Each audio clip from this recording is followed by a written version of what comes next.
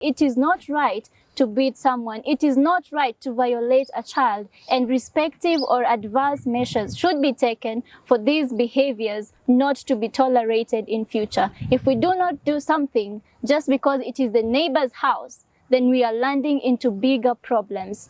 Another man's problem should be your own problem, not the narrative of Hornbill's problem is Hornbill's problem. We should do away with that and work as a unit.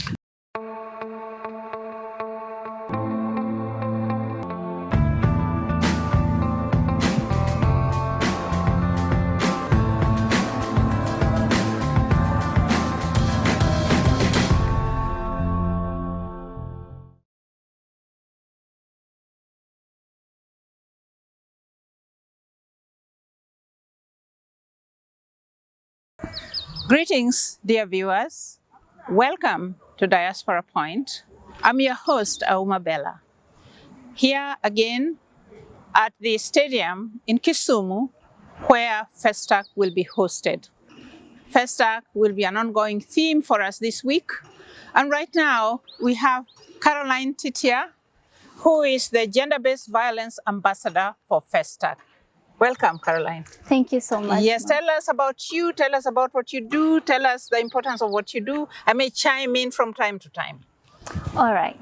So thank you so much for this opportunity. And indeed, we are here to celebrate Africa through arts and culture. And we all know that family is the most basic unit in most of African cultures.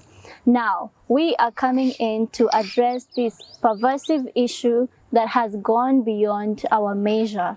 That is gender-based violence. And in these terms, we are speaking about prosperity for Africa. We have to mention GBV. If we intend to grow economic-wise, we need to mention GBV. And that is why we are here to address this issue. From panel discussion, having serious questions with people from the law on board, we have survivors on board, we have people who are actually having organizations to help eradicate this issue. They will be on board.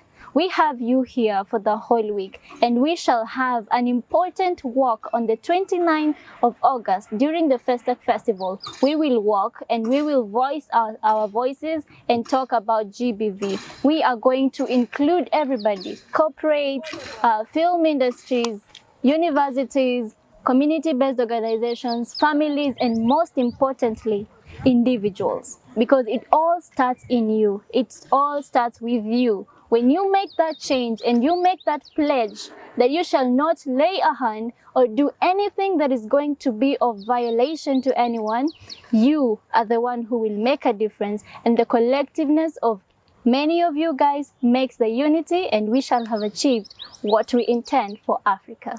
And as my dear young lady here, I tell you, these Gen Zs, they are in the forefront. They're leading, they're teaching us what must or must not happen. We know what must not happen. We know what is wrong, but you know what? We just let it be. But the Gen Zs are not letting us let it be. Okay, now gender-based violence is awful. It's the most demeaning and the most demeaning thing anybody can go through, the most traumatic thing anybody can go through. You won't believe this, Caroline. When I was growing up, a young woman, those days when a husband beats his wife and she goes to a police station, do you know police used to laugh at the woman? And they will tell her, so what did you not do? Or what did you do? No, I'm hoping that is not happening now. I won't know that. I've been out of the country, and then I won't know that. But I'm hoping that is not happening now in Kenya anymore. But that is a small step. We need to make steps in leaps and bounds. Tell us more.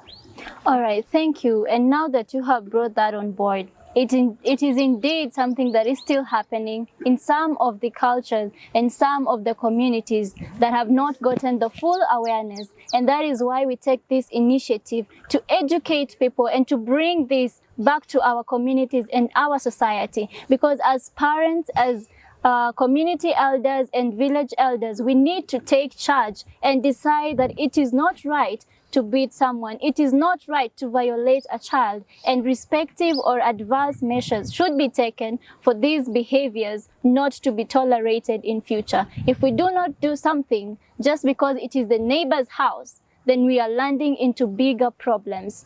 Another man's problem should be your own problem, not the narrative of Hornbill's problem is Hornbill's problem. We should do away with that and work as a unit. Absolutely. And you know what? One more thing, maybe two more, but just this one. When I was growing up, do you know parents felt the right to marry off their underage children because they need the money to either pay school fees for other upcoming children or just to eat? That's awful, isn't it? Yeah. And I hope it's not happening now. Yeah, indeed, there is measures, there's laws that have been made, and changes are being made as well. And if a parent has been found to be doing this, they have to be answerable to the law. But we have to keep in mind that not all cultures have fully accepted the hands of the law. Now, what we need to do is to continue to emphasize and continue to create awareness by bringing everyone on board. Now, to other issues aside from that one is the FGM, which we are still dealing with currently.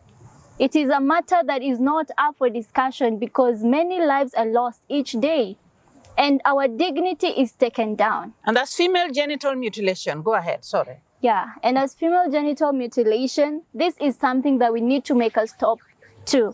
Unfortunately, not just the country Kenya is going through that. Several countries are doing that practice and it is not helpful and it is not of benefit in any way whatsoever.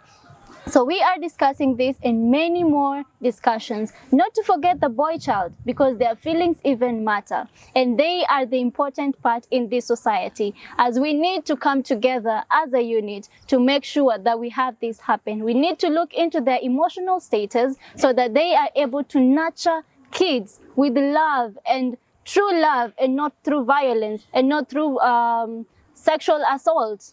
Indeed, this is what's happening in our companies, in our schools, and I'm sure that even during that past times, we had this happening. Absolutely, and you know what? That is the one thing I'm so glad, I mean, among others, that you raised, the boy child.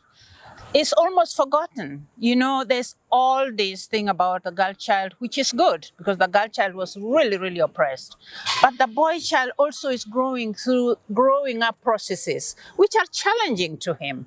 He needs to feel empowered. He needs to know he can talk and speak. He needs to know how to treat the different gender, the girls, because he's a boy. He needs to know how to handle them. He needs a lot to know. But we are talking only about the girls and we have left the boys. We have to talk about both.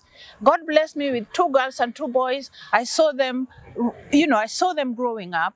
And I can tell you, boys are just as vulnerable, if not more. They bottle everything in. And if you don't reach out to a boy, whether you're a mother or a father, they don't grow up to be the men that the society will be happy with, or that will be happy with themselves, or that will make their families happy. Indeed, and that is a critical point that we have to address and we will be addressing at Festac.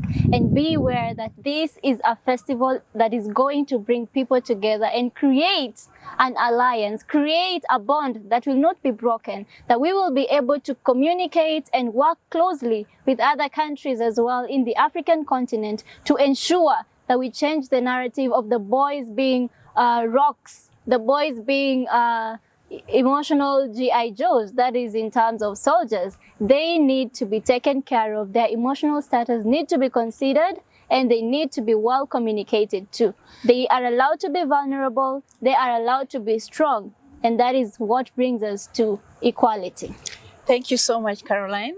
And we ask that our viewers comment on this, ask questions, we will direct them to Caroline. And we want you to continue watching us, subscribe to us. We love you, share, and also like our story if you found it inspiring. We will bring more, especially this Festac week. We will have a lot more for you. Thank you. We love you.